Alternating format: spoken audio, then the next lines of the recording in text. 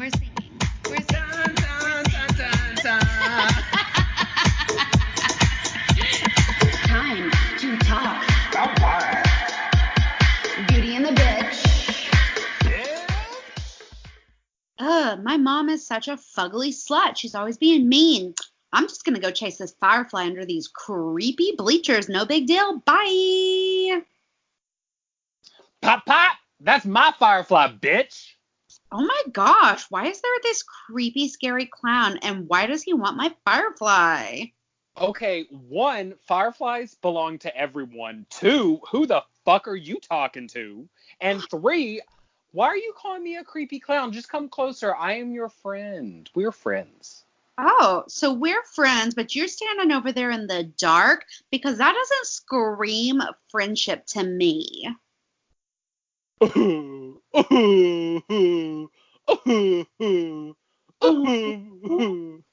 cry, creepy clown. I could be your friend. It's no big deal.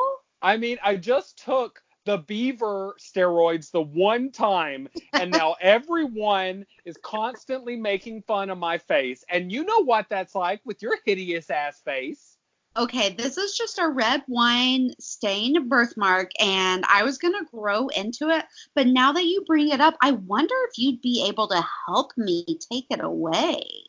You know, the funny thing is, because I took all of these, what did I say before, beaver supplements or whatever, originally I took them to make me better at dodgeball, but now I realize that I actually also have the power to blow away red wine stain birthmarks. It's a really specific, but I'd be happy to help you. If you can stand to look at my hideous clown face, yeah, just come a little closer.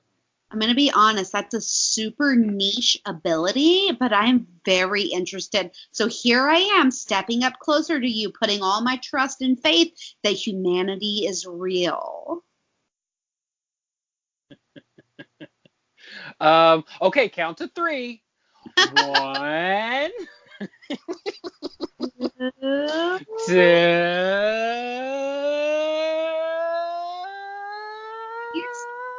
Say 3. 3, you're dead. Oh, I got you. God damn it. This always happens to me. I'm always dead. You have to learn to love yourself, Morgan. Red wine birth stain and everything. All of you. Just love yourself.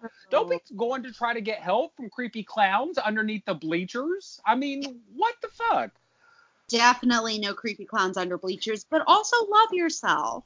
Yeah, love yourself. Have some self-esteem, you stupid little kid. I mean, Jesus Christ. Well, you know what? I don't blame that little girl for not having self-esteem because, as you mentioned, her fugly slut of a mother obviously is not helping her to love herself. Yeah, parenting looks really hard. It does look really hard, and I'm glad I'm never going to have to mess with it. Welcome back to another episode of Beauty and the Bitch. I'm Pennywise the Clown. And I'm a dumb little bitch. So you admit you're the bitch. Finally. No. Finally. Wow. It's interesting how quickly the tides have turned. So that was obviously that was the badly reenacted scene that I guess they showed in one of the trailers, right? Was that the first trailer they put out? Oh, that shit. Had that scene in it? That sounds right, but I super don't remember. But it was a moment in the movie that was supposed to be scary, but also was a little funny, which is the hallmark of It Part 2, right? Okay, we're gonna get deep into this, obviously, because we're talking about the second chapter of this entire episode. But let me just say, I've seen various people say that, like, it's a funny horror movie, or like it was hilarious. And I will say, I was in a theater with 6 other people, and each of those 6 people was probably well over 80 years old. So, like, they weren't full of chuckles, you know? But, like, I did not find this movie that funny, to be honest with you. Did you laugh a lot while watching it? I did, but I saw it in the theater full of people who also laughed a lot. That makes a big difference, honestly. like how the theater audience reacts to a movie you're watching with them, I think really does kind of color your opinions on the movie. Like, I thought there were I giggled, like I laughed a few times, but I can't think right now of anything that I thought was especially hilarious. Was that scene funny? Like when he cried, was that the funny part? So I thought that was funny. I thought of all of the moments of jump scare terror, of which they did a lot of that sort of type, right? Because he can transform from I'm a clown to like now I have all these teeth and I eat your face off. I thought that was one of the more effective ones, and I thought a lot of the other scary moments, quote unquote, were cheesy. Yeah, I did too. And I think that lends to the funniness when like the thing that's happening is like cheesy, like when just for example, like when Eddie is confronting his childhood fear and he's in the basement. He had this like childhood like trauma where he was like attacked by like a leper, and it was like a figment of his imagination or whatever brought on by it. And as a result, like when that was happening, it felt cheesy and it felt like they were trying to make it like lighthearted. Really? With his mom like strapped to that table and then the leper coming towards her and like all that? Yeah, and then he was like trying to strangle the thing. Like when he went to strangle it, it was like it felt like this like comic relief moment, and it just like none of it. There's nothing in that movie that I thought was scary. Like I slept just fine that night. None of it lingered with me. I don't have any like images scorned into my brain, and I wonder if that's part of like the theme of like being an adult and facing down your childhood fears, because when you're a kid, things are much scarier than when you're an adult. And sometimes looking back at things in hindsight, like helps you conquer those fears. And like, to me, it almost kind of felt like them as grownups, like revisiting and like conquering the fears that they had. Like it didn't seem like lower stakes because like people were being murdered by this like nefarious creature, but like it didn't seem like as big of a deal as when they were kids. That's fascinating. Okay, before we go a step further, we should say this is a spoiler episode. This is your spoiler warning. So if you haven't seen It Chapter 2, I mean, we're talking about it. We're spoiling it. So you can pause it now. The episode will be here later. Morgan will still be the bitch in 2 months or whenever you see it. So like, so don't hesitate to pause. But back to what you were saying, Morgie. That's okay. So see, now the way you are really giving them quite a large benefit of the doubt when you say that, because what you're really saying is what I thought was the biggest failing of this movie. You're almost saying was maybe on purpose or like was thematically appropriate, which I think is a good point. I hadn't thought of it that way. I was really disappointed with this movie, like really, really disappointed because I thought the first chapter, with which focused on all the kids, I thought that was genuinely horrifying in quite a few different parts. I thought so too. And I'm like you, I was never scared. The only part that I thought was scary is when Bev goes to her old apartment and that old lady answers the door. And, we find out eventually the old lady is, another face of it, or, it pretending to be an old lady. But before the stupid ass CGI old lady monster is a thing, when it's just like the old lady, like I remember distinctly, there's a moment where Bev's like looking at something on the wall and the camera's looking over her shoulder. Yeah. And you see the old lady come out and then she kind of like, I don't know, like creakily crackly dances back around the corner or something. Like, I knew that old lady was it because I've read the book and seen the old miniseries. I mean, probably everyone knew that was it because, frankly, the structure of this movie is extremely predictable. And you know that when they separate and go off, they're all going to meet a face of it. Like, that's just obvious. But I thought that old lady was creepy as fuck. And when she was pausing and stuff, like those weird pauses that she did where she, like, froze, I was scared of her. And when her little nightgown opened up a little bit and you saw the like Uh, I don't even know what like disease Decay. spider bites. Wait, Yeah. what'd you say? It looked like decaying flesh, like she was molting. Yeah, it was. I thought she was scary as fuck. I think that was one of the most effective scenes in the movie. And I don't know. I've read mixed reviews on Jessica Chastain as a grown-up Bev. I think the little girl that played Bev was really great, and I think Jessica Chastain was like perfectly fine. Like, I didn't think it was anything special. And also, when Jessica Chastain screams, it's like a next level fucking screech. And she does it all the fucking time in this movie. Like, even when all of her horrible memories and all these terrible things come back, she just like screams about like nothing. Like, she hasn't been through shit than like this, but whatever, that's just me. But I thought that the old lady was great. There was a lot of really good moments. But I also thought some of that stuff was like funny, like when the camera looked over the shoulder and she like scuffled away like really funnily, because Bill Hader had already made fun of that, like in the scene before when they were at the restaurant. Like, he made that joke. He was like, when he was like, you remember when he used to be like, dur, dur, dur, dur, dur, and like scuffle. Every time after that, when he scuffled, I couldn't not laugh because, yeah, that's really fucking stupid. Yeah. Well, I honestly, I think that's probably just because of the audience I saw it, because I saw that matinee show with no one in it. So like when Bill Hader made that joke, no one laughed. I didn't laugh. I thought it was like humorous, but it didn't make me laugh. So I guess maybe I wasn't primed to see that as funny. So I thought that was the scariest moment of the whole movie. I'm not exaggerating. Yeah, that moment. I was like, oh, scary, creepy. Scary. Yeah, it was very not scary. What about when the old lady was naked and she scurried around past her? Do you think that was funny? Or I thought that was scary too. I just thought that old lady was scary. Now I just thought she was scary. I don't know. I'm trying to remember that particular moment, and honestly, a lot of this film has already left me. It was kind of like in one ear, and it was entertaining, and now it's out the other.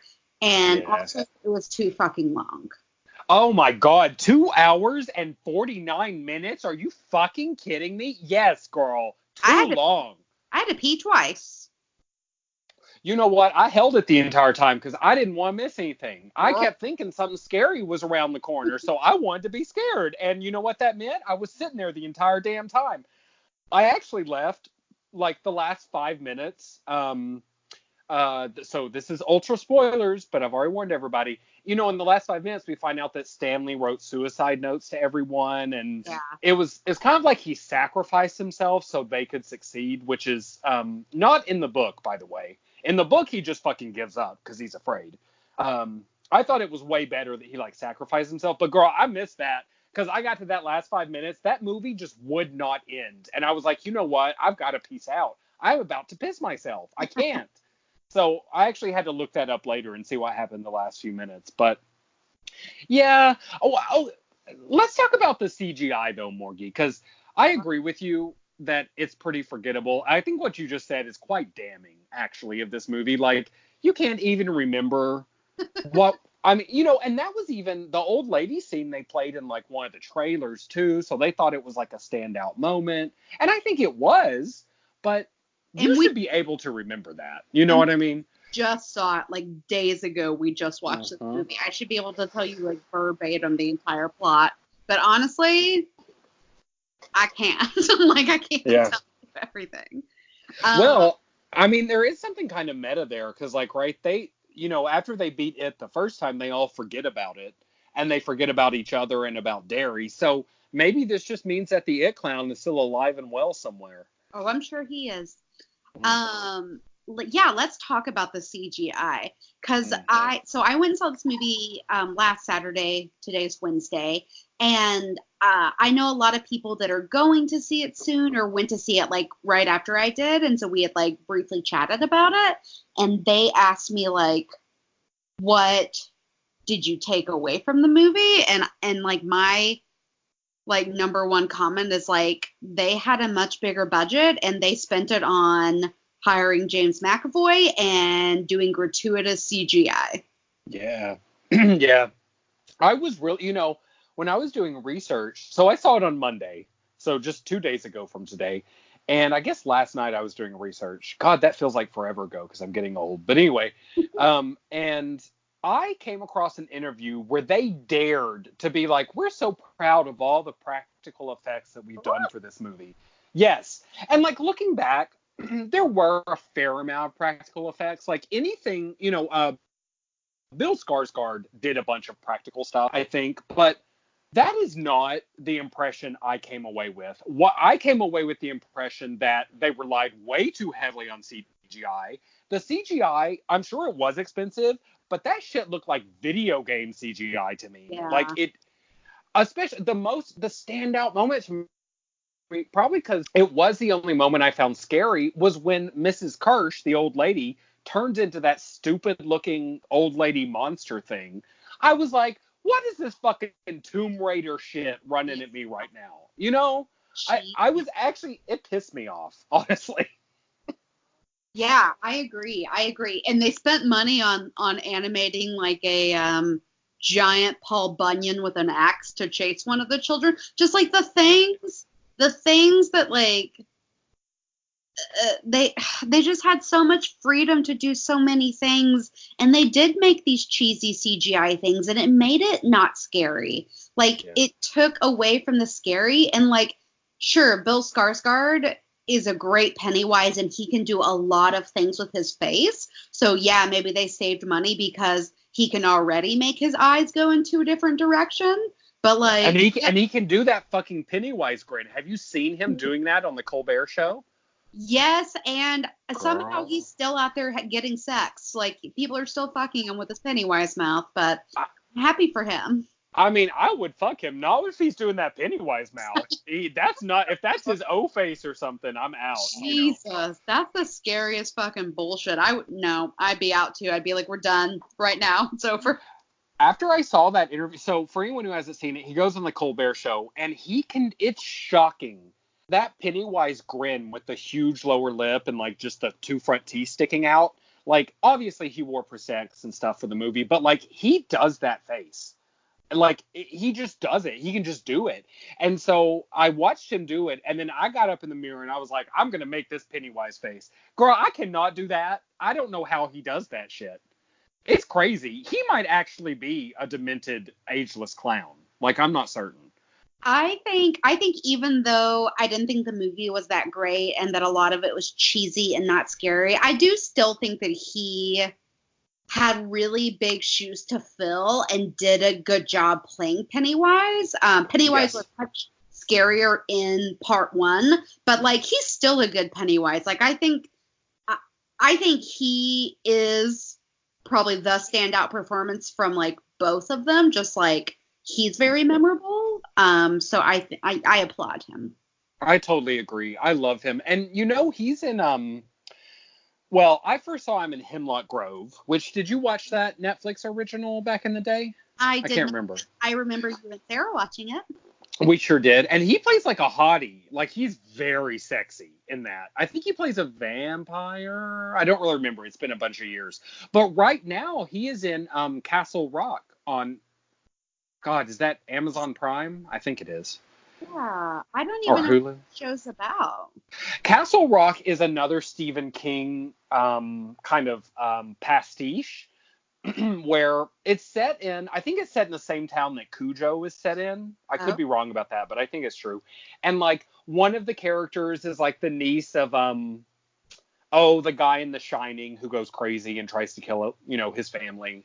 That guy, like, in the fictional world, his niece is a character who lives in Castle Rock. And Bill Skarsgård plays the kid who, well, I'm not going to spoil that, but he's a main character who seems to be evil in some way. I don't really know. Honestly, girl, it was a little slow for me. I don't even think I finished season 1. But he's like currently working in the Stephen King universe, even beyond it. I think he was in The Dark Tower, too. I could be wrong about that. That could be a lie. Yeah, so I guess Stephen King loves him, or else a producer who loves to produce Stephen King loves him. Something.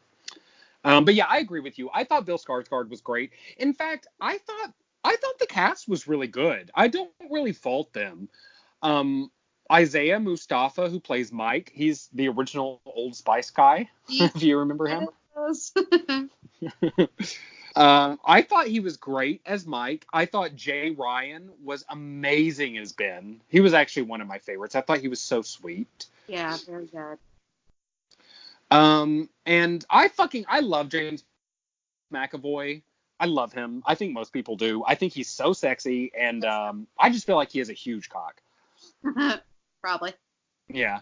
I did feel kind of bad for him in this, though, because he is such a good actor, and he was doing his best. But at a certain point, it just became like histrionics. You know, it's like they were so scared for so long, and it's like it started to feel kind of flat after a while because they had been scared for the entire movie.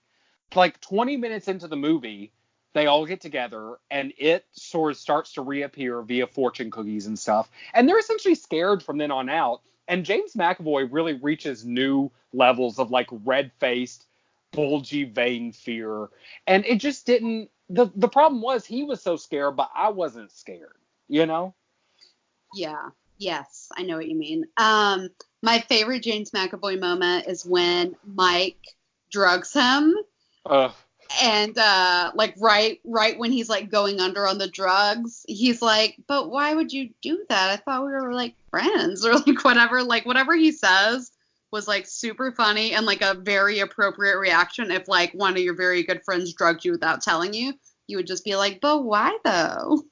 You know what's interesting about that scene is so the thing that he drugs him with, Mike drugs James McAvoy to help him see like the way to defeat it or whatever, and he uses this supposedly like Native American herb, but he calls the herb maturin, which is the name of that cosmic turtle thing that is its greatest nemesis. Do you remember like this cosmic deity shit? Yes. They didn't really touch on it in the movie, and frankly, honestly, who's surprised about that? It's just like we weren't surprised that they didn't include the kid orgy in the first part. You know, of course they didn't. I wouldn't want them to. They didn't include any of the cosmic turtle shit who vomited out our entire universe, according to the book. Like that, they had like allusions to turtles, but the closest we got to that really was he called the herb maturin, which is the name of that turtle. I don't know. To be honest, though, like I said, I was happy there was no kid orgy. I was less happy they didn't even touch on like the larger cosmic implications of it because, well, actually, that's one of the things I think was the biggest failing is the way they beat it eventually. I know I'm kind of jumping around here, but like in the book, to finally kill it, they do the ritual of chode or whatever it's called. Big, fat, juicy chode. And then, which is all I can think of because I'm a disgusting middle-aged gay man.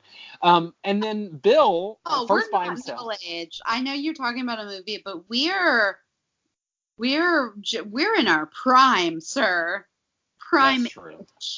Well, it depends on how long we live, really, but fair enough. So in the book, he like goes on this, it's like this battle of wills is what the ritual of chode is. And, and he kind of beats it with his imagination and with friendship and with love and with strength, like willpower. And like, yes, I get it. That would not translate well to a movie. It really didn't translate that well in the book, you know, but like the way that they insult, like beat it is by insulting it and bullying it. And I was like, this is weak as fuck. This is weak. And I also don't like sort of the symbolism of that. Like the way to beat a bully more or less, or someone who plays on your fear is to abuse them back. Like that's not true. I mean, it might be true, but it's not good. Like that's not, I don't know. I just hated it. And also all the fucking insults that they were calling it. At the very end, they're like, you're a headless kid. You're a fucking asshole. They're like, you're a turd bucket. Yeah. I was like, these are not hurt. I mean, the whole point was to make it small, so maybe I just thought it fell flat. I hope the whole final scene fell flat. I was very unimpressed. But you know what? That was just like the turd cherry on this, lukewarm turd of a movie, honestly. During that scene, all I could think about was like what mean things I would say to it. And I was making myself laugh, and it really took me even further out of the moment. I had in my undergraduate thesis play, I had this moment where these two goddesses are insulting each other, and one calls the other a muffin top. And everyone, not everyone, but a lot of people were like, that was like the wrong tone. Like, that didn't fit with the rest of the play. And I was like, you know what? You're right. But I think that shit's funny. So that's staying. And that's what I would call it. I'd be like, you fucking muffin top, That was like the level of insults. I don't know. I wanted like somebody from the cast of Mean Girls to pop their head and be like, ugly sluts. You're a fuckly slut. Oh shit. Well, that's the thing. Like, in the end, they acted as if this eater of worlds, as he calls themselves, was essentially just like a mean girl. You know what I mean? They kind of beat him with like mean girl tactics almost. It just didn't. You know what it reminds me of? There's an episode of Community where these high school kids come in and they make fun of like the Community group. I don't know if you remember this episode, Morgie. No. And it's not really a standout episode, partially because the high school kids go duh, which is not very PC, but they do it like constantly at the group of community kids and community college kids, and there's this scene at the end where they have like a duh off in the cafeteria or whatever, and that's kind of also what it was. It was very like a duh, and they just beat him down with that, and then they ripped out his heart, which I guess was cool. But I was like, what are those lights, though? The dead lights are supposed to be what he really is. But you crush his heart and he's dead? Mm-hmm. I just hated it. I hated the end. So I guess that's par for the course with Stephen King, though. I mean, that was a running joke throughout the movie. So yeah. They also felt so certain that thing they were doing was like, this is it. We're killing them. You know what I mean? Like they had tried so many different things previously, and like somebody was just like, yeah, call him a little bitch and that'll do it. And then they all just like bought into it so quickly, and then they ripped his heart out. And I was like, in what world would they not all pull out a Glock 7 and shoot this motherfucker in the face until their clip was empty, stab him some more, set him on fire? Like, there's not enough happening for like me to be settled about that. Yeah. It feels like if that was all it took to kill him, they should have killed him as kids, because it was so much more powerful when they were kids, and they had like the slingshot and the pieces of silver and like all this stuff. It just didn't, I don't know. It was just so anticlimactic. I was very disappointed with it.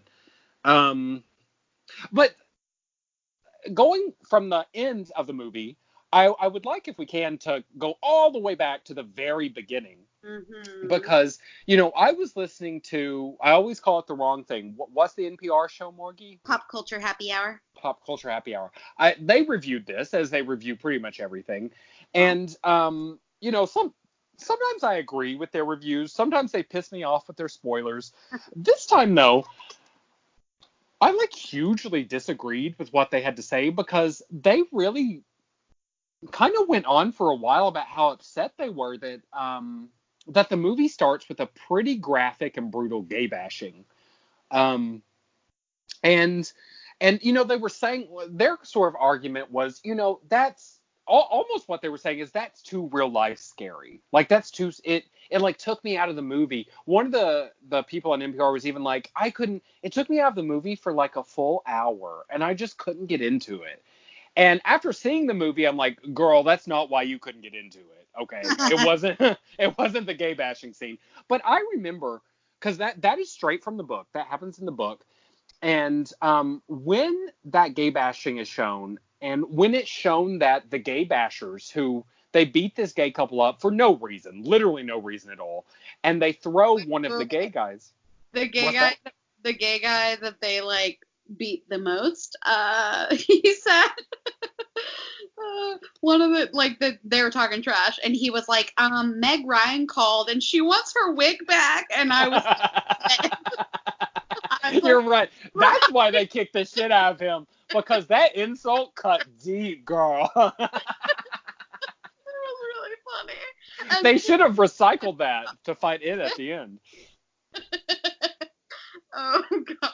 Yeah, sorry. But that was a very humorous moment to a very somber scene. Yeah. Oh yeah.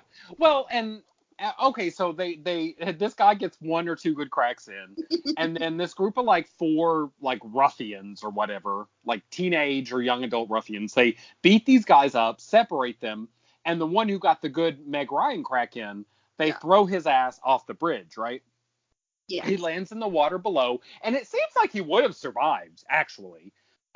Except then it appears and like bites at his heart. Okay, whatever. So I loved in the book that Stephen King was very clear that these 2 gay guys were sweet babies who just wanted to make a life for themselves and like were in love and loved each other genuinely and truly, at least in that moment.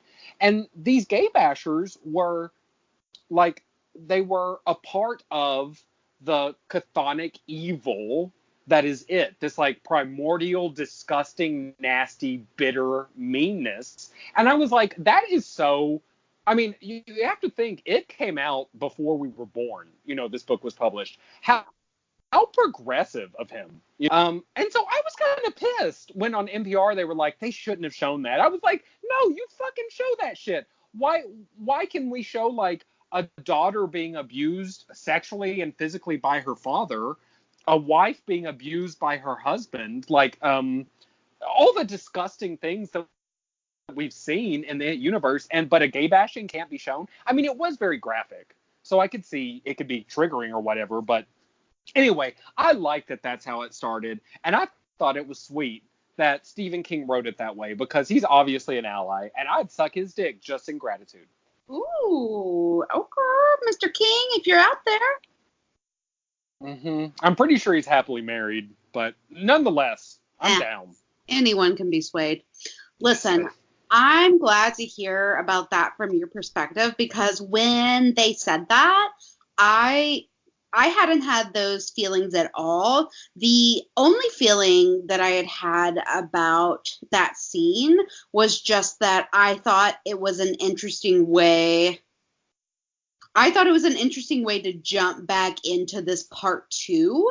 And it just wasn't what I expected. And since it wasn't like directly tied to the trauma that the kids experienced, I was like, oh, okay, well, this is just some other horrible thing that's completely disconnected from like their trauma.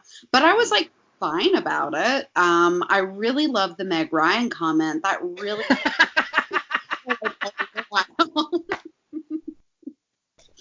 I mean, I feel kind of, it's kind of silly. I just did not. I think I thought this movie was going to be so scary, and because I didn't have an audience to go off of, I feel almost like I misunderstood the movie in a way. You know what I mean? Because I maybe laughed 3 times that entire movie. Did you and laugh, you know what? Ryan? Did you not laugh at that? I didn't know, because, oh, you know why? Because I'd heard the NPR episode already. And so I was like, I was ready. I was like prepared. I was like, okay, this is going to get really bad. So just like prepare yourself, girl, because this sweet gay couple, you know what happens to them. And like when I actually saw it, I mean, yeah, it was graphic and horrible, but like I didn't think it was that bad. It's a fucking horror movie, you know, like there's blood and beatings everywhere. Beatings aplenty. So, yeah, so I just wasn't in the mood to laugh. I may have smiled. I don't know. But I know I did not laugh. No. You know what? Oh, I'm sorry. Go ahead, babe.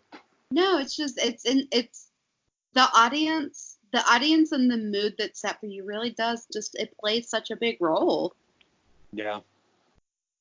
What did you think of the, I think a part that was supposed to be funny, but because of my viewing audience just fell terribly flat, was the 3 doors down in the cave and the dog.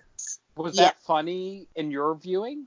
So that was funny-ish, but like it was like that part was like they went too far to be like, haha, look at all these callbacks, because it was a callback from part 1 where they were presented with 3 doors and they chose the not scary at all door, and then it was really, really scary.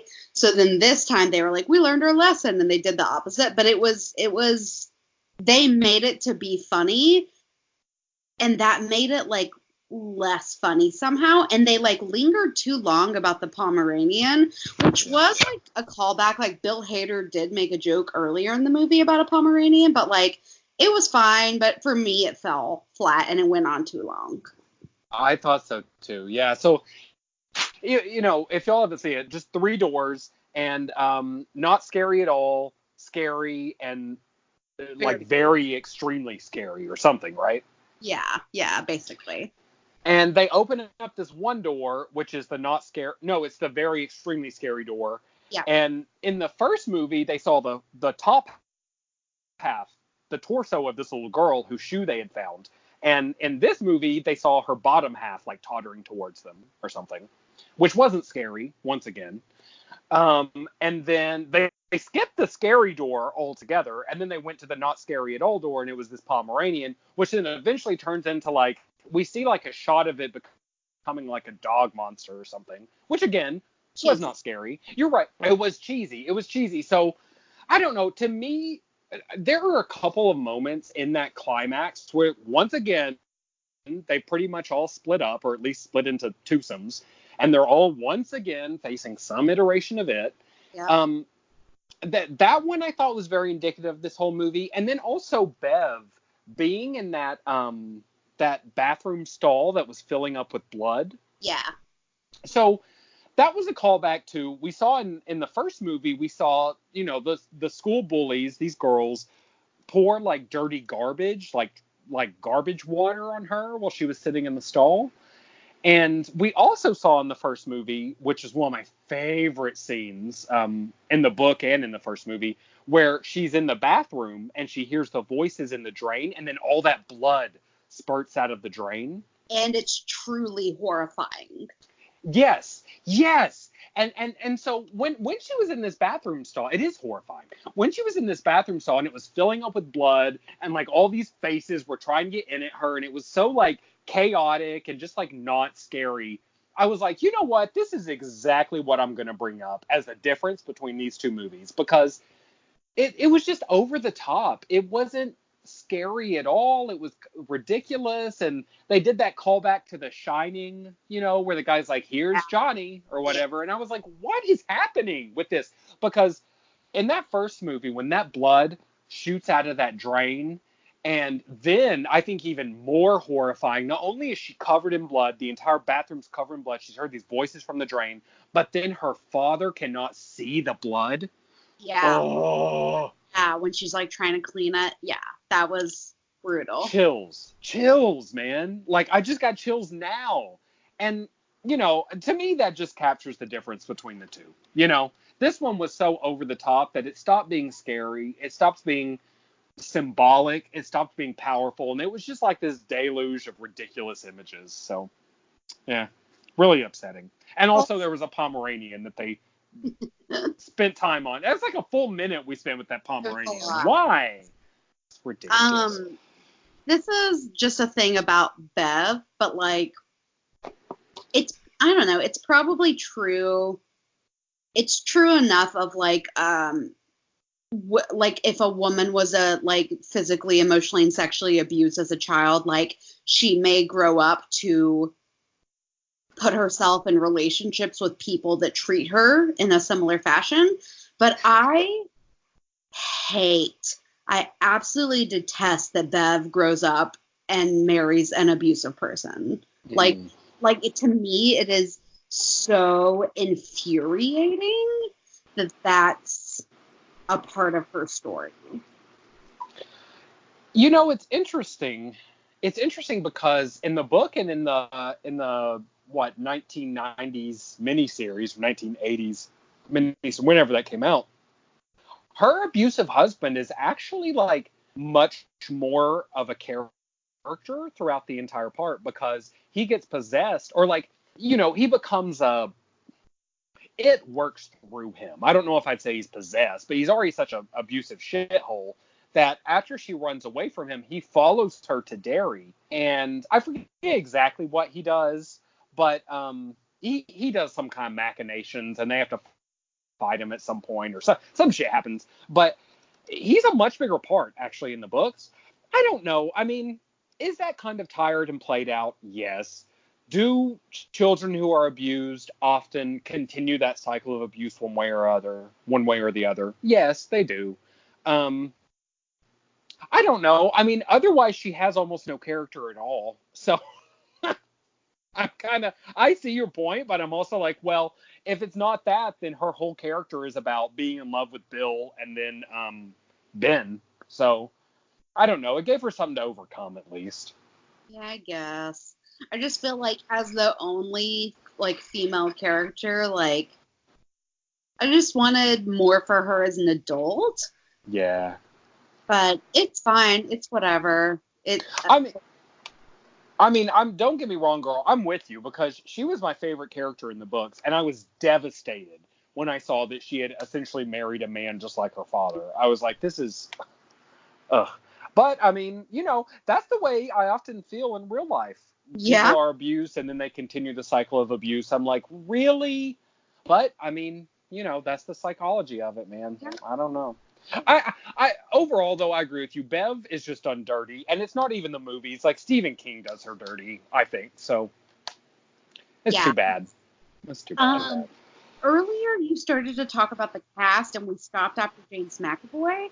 But I think we would be remiss to not talk about Bill Hader being cast as Richie Trashmouth, and the guy who plays Eddie, all grown up, because they end up being paired off largely in this film as like one of the pairs that battle it or whatever. And also Eddie plays this like really big foil to Richie's comedy, and I think that they worked really well together. And I think Bill Hader, in all the articles I've read and in my heart, I think Bill Hader was the star of this movie. That's what what's the word? Every review I read says that. Pretty much every audience review I read has said that. I mean, I agree. He was great. He was great in this role, I think usually it's the opposite. You're like, oh, I'm impressed with this kid that's able to play a role based on like this other thing or something. But I think that he did such a good job of embodying Finn Wolfhard, who I thought was so great as a young Richie Topher, that that they just felt very like realistic. Like, yeah, he could grow up to be this person. Yeah. Well, and Bill Hader is becoming something of a thirst trap. I've been seeing on Reddit and stuff, people are like, ooh, Bill Hader is hot. Since when? And I'm like, girl, Bill Hader has looked the same for 30 years. So if you're just now realizing that he's physically attractive, that's on you. I don't actually find him that physically attractive. I'm not saying he's ugly. He's a fine looking man. But like, people are really thirsting for him these days. So I guess his star is on the rise. Yeah, he's doing a lot of good work right now, and I think that just that tends to just tent how people feel about you. And if you're funny and you're talented, people will think you're sexy. It doesn't really matter what your face looks like. Nobody cares. Oh, thank you, Morgan. You're so sweet. I was saying that. You know what I really liked, and this is hinted at in the books, but I love that Richie's gay in this. Like, yeah, that was barely hinted at in the books. Really, I thought that Eddie and what's his name? I always forget his name. The boy that dies, that kills himself as a man. What'd you say? Stanley. Thank you. I don't know why I can never remember his name. I always thought Eddie and Stanley had a little something going on, or maybe Richie and Stanley. But I don't know. I just I love that they made him a gay character and made that such a huge part of his character. I'm sure there are some people who are pissed off about it because it's not anywhere as obvious in the books. But especially that flashback scene where he's in the arcade. Yeah. And yeah, and they call him a faggot and they like run him out of the arcade. It's like so sad. Yeah, it Poor was little guy. what? And then at the very end when he goes back and he Yeah. etches the R and E on the bridge or whatever. I don't know. I thought that added a really necessary kind of depth to his character, because if you watch the miniseries, Grown Up Richie is just like, I mean, he's fine in the way that they're all fine, but he doesn't have much character at all, really. Right. And so they really gave him an extra depth, and I think Bill Hader played that really beautifully, you know. I think so too. Yeah, I also really liked that. Did you also notice that when they did scenes with the kids, which the kids were featured very heavily in this film, which I was not expecting. But I needed those kids to add some breath to this movie. I thought it was very necessary. But Finn Wolfhard, who actually turned into a 40-year-old man overnight, they had to CGI his face, young Richie, to make him look young again. Yeah, he looked weird as fuck, man. Yeah. Yeah. He looked like a robot, like he had like a robot filter on the entire time. He looked so strange, and his glasses look somehow as big as the earth, you know? I don't know. Large. And also their voices, the ADR they did on their voices, I almost thought it was like a problem of the movie theater I was seeing it in, but especially, what's his name? Eddie. I forget the kid's name, but young Eddie. Every time they did his voice was sped up. So he's a fast talker anyway, but I guess they had to make his voice go faster so it would be a higher tone or something. I don't know, but girl, it was weird to the point that I literally was like, is this The Village? Am I seeing the mic right now? Is the audio track like fast forwarding? Oh, that fucking theater ruined your life that day. I'm so sorry. It did.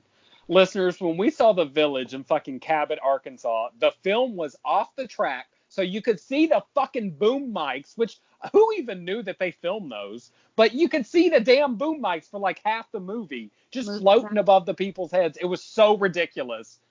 Ugh. Ugh. If we hadn't been teenagers, I would have demanded a refund. Oh, the audacity. Yeah, they wouldn't have given a teenager a refund, but a full grown ass man they would. If I was like, you motherfuckers, you ruined the movie. You ruined it. Anyway. Did you notice their voices being weird too, though, or was that just me? I did notice. There was just so many things that were like slightly weird that I was just like, this is another one. Yeah. Well, and no tea, no shade, but if they had kind of like planned what the second movie was going to be, they could have like filmed those kids when they were young. I mean, you know, I'm not a big Hollywood director, you know, but I'm just saying. But if I was. I'm no Andy Muschietti or whatever his name is. Oh, yeah. You know, yeah, he's the director. Have you seen pictures? He's kind of hot, can I just say? I have not seen, but now I'm interested. Yes. I mean, you know what? He looks kind of like a version of Lip from, what's that show we were just talking about before we recorded? Oh, shit. Fucking. Shameless. No, what's it called? Shameless. Yeah, Shameless. He looks like Lip from Shameless, kind of. He's got kind of like those bulgy blue eyes, and like, oh, I think he's pretty sexy. But he is directing Attack on Titan. That's his upcoming movie, you know, based on the anime. And then he's rumored to be directing The Flash for I guess the DC universe. Like the fucking theater one? Yeah, like the movie The Flash, which I think is very, very strange. It's a very strange choice, personally. Because I think The Flash to me is one of the most humorous. I know that's not what we're talking about this episode, but I'm just saying The Flash is like a lighter character in the DC universe, and I guess there was lightness in this movie, but obviously it didn't hit home for me. I mean, what do you think? Do you think he could direct a good version of The Flash? I don't know that they're gonna make a good version of the Flash, and I don't. So, I'm gonna go with no. Deep shade, aborted from the beginning. I see. Fair point. Oh shit. Okay, I'm just looking through my notes here. What else? There were no eggs in the book and in the made for TV movie. It has been laying all these eggs that are gonna grow up into other little its, and they have to smash all the eggs. And like that's not super important, but I wanted to see that, and I was bummed that I didn't get to see that. And another just huge difference that I actually really loved. In the book, once they kill it, like for real, the second time, they forget again. Derry, there's a huge storm that essentially razes Derry to the ground. The whole town is gone when they kill it. And then they all go their separate ways, and except for Bev and Ben, who do get together just like they do in this movie, they all forget each other again. So I really liked that they got to keep each other, and I really liked that Stanley got to still be kind of a member of the group with this suicide note, and he got like the last word or whatever, supposedly. So I did like the Stanley redux. I think that was nice. I think it was a nice thing for his character, so he didn't look like a little bitch. Mm-hmm. Because like, yeah, he was very afraid in the, as a kid, but like he was there. He did the shit. He almost got his fucking face torn off by it at one point, I mean, that fucking clown had his jaws around his little face at one point. So, yeah, I think, yeah, sometime in high school, No, I like that. And actually, I think it's improvement on the book, Yeah. Because I think I think Stephen King did him wrong. I think even in a movie like this where there were a lot of things that weren't great, it's still possible to like right some wrongs and like make things better. And whenever there are adaptations, sometimes when they make changes that are shitty, like, yeah, you get mad or whatever. But I always think it's so refreshing when they find a way to make something better, because it really is an opportunity, right? Like it's a great opportunity to fix a misstep or make a new highlight or something. So I think it's great. Yeah, I do too. There were definitely some misses in this movie, but overall, I would give it like, I don't know, 6 out of 10 bozos or something. It wasn't great.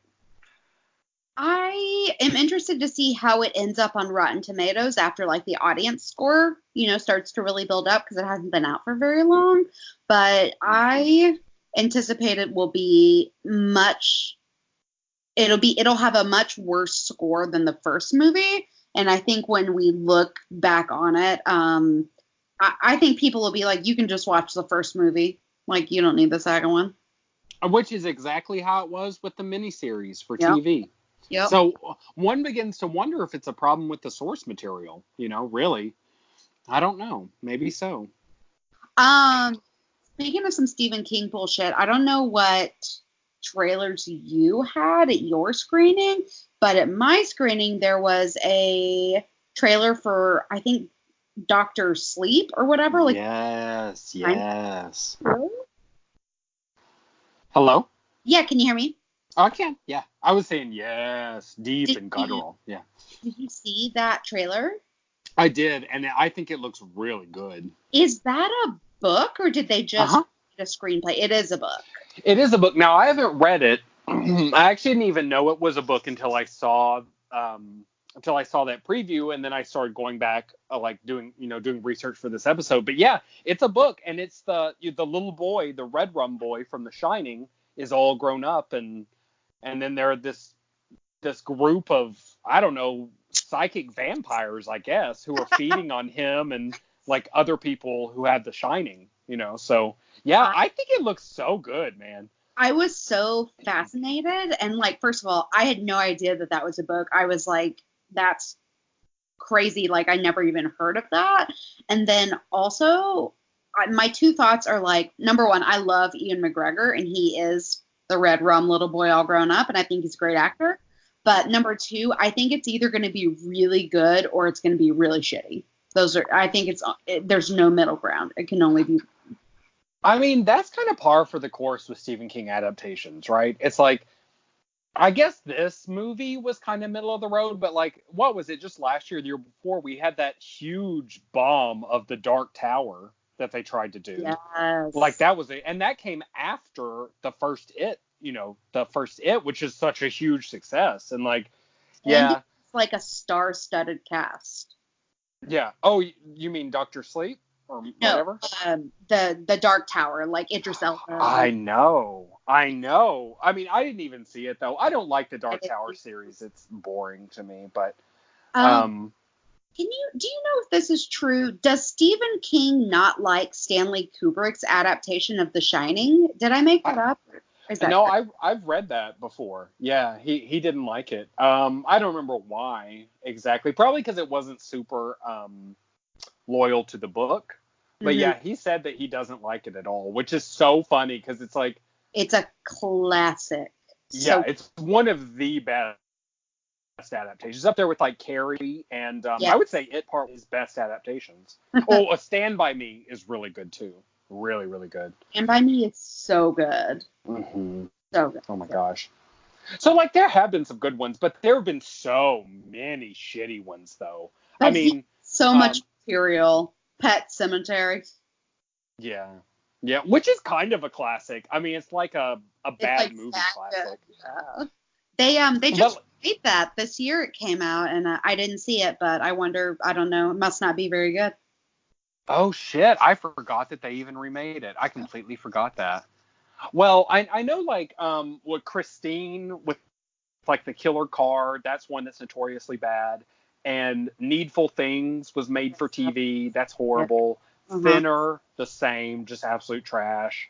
Quite a few of his movies have been just savaged in adaptation. So, I mean, we'll see. Dr. Sleep might be amazing, but you're right. It also might be a complete garbage fire. It looked fascinating though. Like it just because it was such a new concept for me. I couldn't look away from the trailer. I was mesmerized. I was like, what is happening? Yeah, I mean, when it was, when the trailer was playing, I was like, oh, I definitely want to see this. We should do an episode on it when it comes out. Yeah, totally. I'm very interested. Awesome. Speaking of future episodes and things, do you have a plug for this episode, Morgie? Yes, I have a plug that's a very different thing from like not normal things I read or whatever, but I have this friend who runs a book club, not like my regular book club, but like this other one that I joined recently. And they tend to read like non-fiction books or like memoirs or whatever, which is very not my genre. Like rarely will I pick up a memoir. Like that's just not what I do. But they read for the meeting is next week. Without You, There Is No Us by Suki Kim. It's like a haunting memoir of a South Korean American woman who goes to North Korea to teach English to North Korea's elite youth during the end of Kim Jong-il's reign.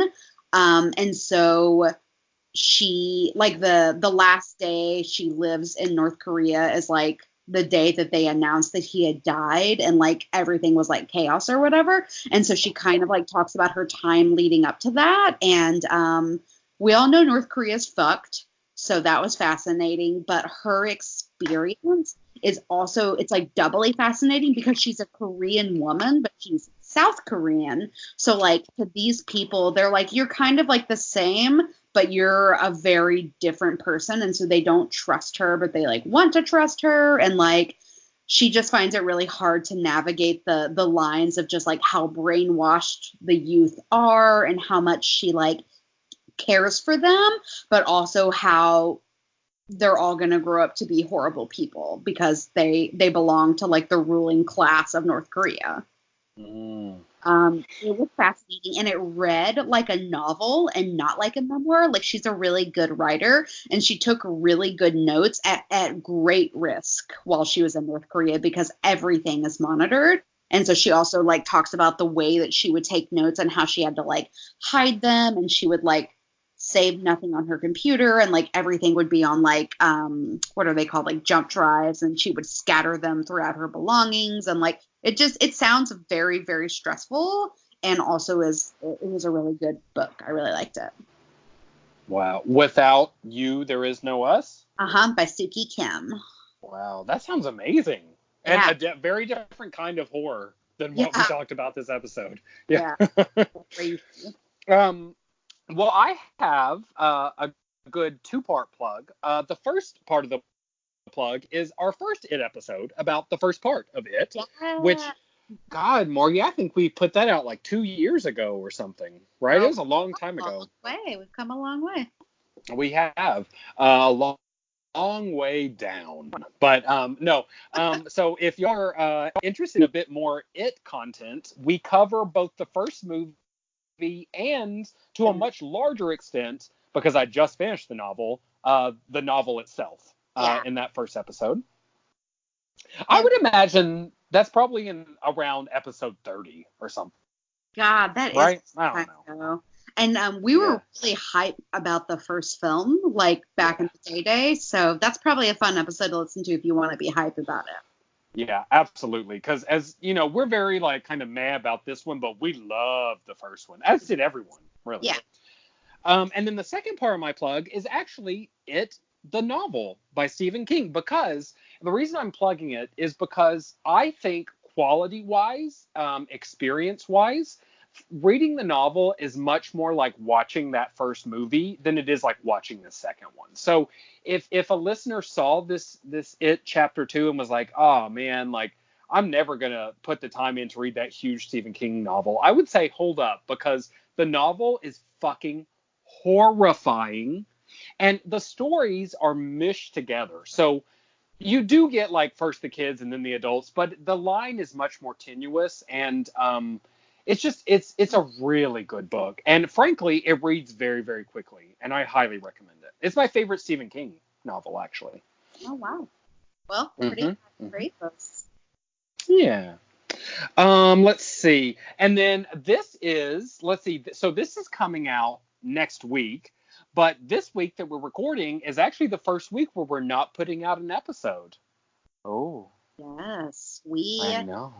We give ourselves a gift, and we give a gift to anyone who wants to join our Patreon and be a patron of our podcast, who will get an extra episode every month for free. Or for Absolutely. a small amount of money. Yeah, not for free. Not for free. That's the whole damn point. Not for free. No, for a very small amount of money. I think we've worked out the tiers, so it's like for the $1 tier, you get an extra episode. And for the $2 tier, I think you get cunnilingus or something. Directly I don't quite you. Is that right? Is that your job? Definitely not. You're doing the cunnilingus, and we both know that, Morgan. Okay. Because you just understand the area much better. It just makes we want to give our listeners a good experience, not like a embarrassing, shame-filled experience. But for the $5 level, Mick will teach you how to give a proper blowjob. So we could all use that lesson. Yeah, it's a lot of practical experience. I've got some 14-inch dildos we can practice on. So it'll be a lot of fun. Yeah, so check out our Patreon, especially if this prior week of no episode has made you feel like you have nothing left to live for, or like you're being chased by a maniacal clown or something. Like, you can still get content from us. You just have to pay for it sometimes now. Which, whatever. That's cool. We're living our lives over here. Exactly. And frankly, Morgan has been wearing the same wig for 3 years, and that shit is threadbare. She's looking like the leper from It Chapter 2 right now, and we need to get her a new wig so she's not made fun of in public. We do, girl. We do. It's old. So you can check out our Patreon. It's going to be in the show notes wherever you're listening. And you can also, while you're subscribing to our Patreon and giving us our hard-earned cash, you can find us on Facebook. You can like us there. Where else can they find us, Morgie? Girl, we're on Instagram, Twitter. We have What? Yes, we're on all of those. We also have a WordPress blog where we have a secondary area that you can listen to the episodes in case you have trouble streaming it through an app. And that's at bnbcast.wordpress.com. And then, of course, you can find the podcast anywhere that you get podcasts, including YouTube, Mickey. That's true. We have every single episode on YouTube. Except for like maybe one or two are gone or whatever. Morgan. Ugh. You know what, Morgan? I walked up to that door that said, not scary at all, and I opened it up, and it was your ass looking scary as fuck. Girl, you're my it monster. That's my every fucking morning when I look at the so you need to just get on board. I am on board. I think your beauty is horrifying. I often say that. Oh, it's a blessing. But yes, every other episode except for like one or two is on YouTube, and Mick has even curated some fantasy playlists for you in case you want to hear all the Harry Potter episodes. That's true. That's true. Yeah, there's also there was one that's like books to movies, which this will be in that playlist, and there's one that's like comic books and superheroes. I mean, not every episode we do fits into these playlists, but when they do, I throw them in there so you can just binge all that shit. That's awesome. I love it, and I love you, and I love the listeners. Oh, I love the listeners. Okay. And I love you, and I love you, and I love you. Okay. I know. It's so hard. I obviously am from the town of Derry, full of hate. Full of hate in your heart. But that's okay, because if people want to follow your hateful journey some more, they can also follow you specifically on Instagram. You guys can find Mick at Parker_homestead, where he gives you a peek into his life as a new homesteader, where he's doing all kinds of shit and making us laugh. I really enjoy your videos, so keep those coming. Oh, you're so sweet. Thank you, baby. I made, what have I made recently? I made a potting table, and today I scoured the woods for wild grapes, or muscadines, as we call them, and I found like a whole bowl full. They were all right, so, those are my adventures. I love it. I try. And if you want even more adorable content, you can check out Morgie's personal page on Instagram, or personal Instagram account. It is at Morganized Mess. It's like organized mess, but with an M, because she's Morgan. Morganized Mess. Because you're what? Having a stroke? Morgan. I'm having a stroke. My name is Morgan, and I'm also a mess. That is who I am. Okay. Our technical issues are the scariest thing in my life right now. Way scarier than this movie, I can tell you that for damn sure. Girl, preach. Okay. Thanks for listening. Bye. We love you, babies. Bye-bye. Beauty in the bed. Do you have a home? Beauty in the bed. Beauty in the bed. Beauty in the bed. Beauty in the bed.